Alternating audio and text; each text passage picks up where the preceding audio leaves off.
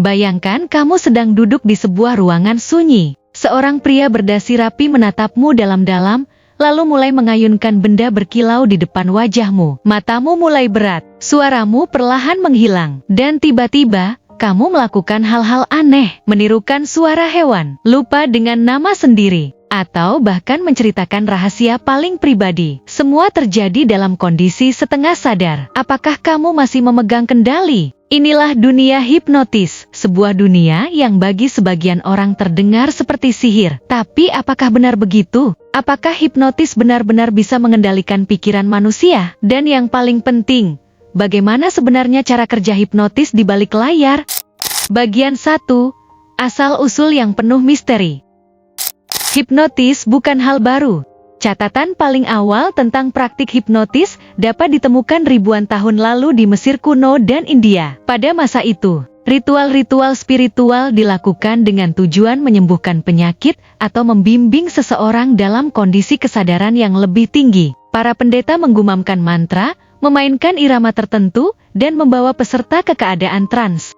Mirip seperti hipnotis modern, tapi dengan balutan mistik. Namun, hipnotis seperti yang kita kenal saat ini mulai mendapat perhatian serius pada abad ke-18. Seorang dokter asal Austria bernama Franz Mesmer memperkenalkan konsep yang ia sebut sebagai magnetisme hewan. Ia percaya bahwa tubuh manusia memiliki aliran magnetik yang bisa dipengaruhi. Meski teorinya akhirnya terbukti keliru, praktiknya justru menjadi pondasi lahirnya hipnotis modern. Dan dari situlah lahir istilah mesmeris yang berarti memukau atau membuat seseorang terpesona.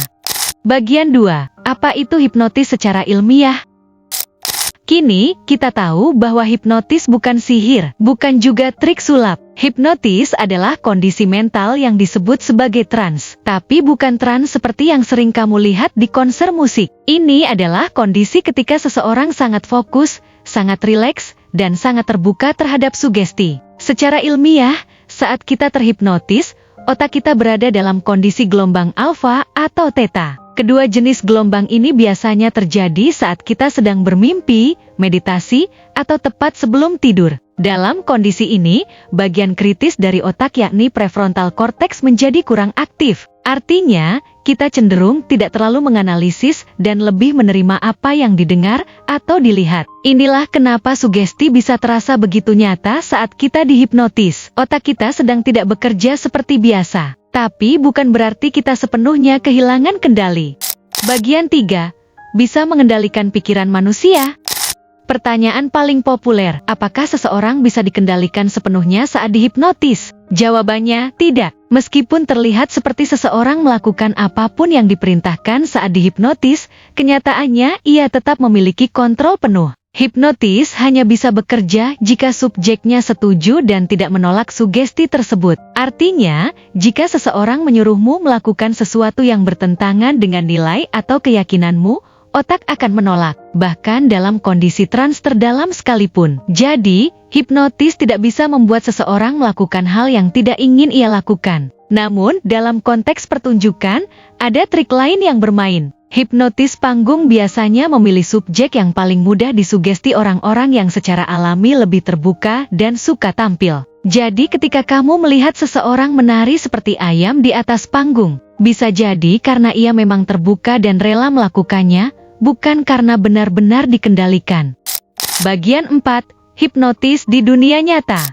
Hipnotis tidak hanya digunakan untuk hiburan. Dalam dunia medis dan psikologi, hipnotis telah menjadi alat terapi yang sangat kuat. Hipnoterapi digunakan untuk membantu pasien mengatasi berbagai masalah, kecemasan, trauma masa lalu, fobia, insomnia, bahkan rasa sakit kronis.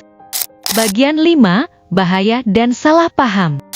Tapi tentu saja, hipnotis bukan tanpa risiko. Jika dilakukan oleh orang yang tidak terlatih, sugesti yang salah bisa membahayakan. Misalnya, jika seseorang mencoba menggali trauma masa lalu tanpa teknik yang benar, bisa memunculkan kembali rasa sakit yang lebih dalam. Selain itu, banyak orang masih takut dengan hipnotis karena penggambaran di film dan media yang salah. Mereka berpikir hipnotis adalah alat untuk mencuri rahasia, mengendalikan orang, atau membuat seseorang lupa diri. Padahal, itu hanya mitos. Hipnotis hanyalah alat. Seperti pisau, bisa digunakan untuk memasak, bisa juga untuk melukai. Semua tergantung siapa yang memegangnya.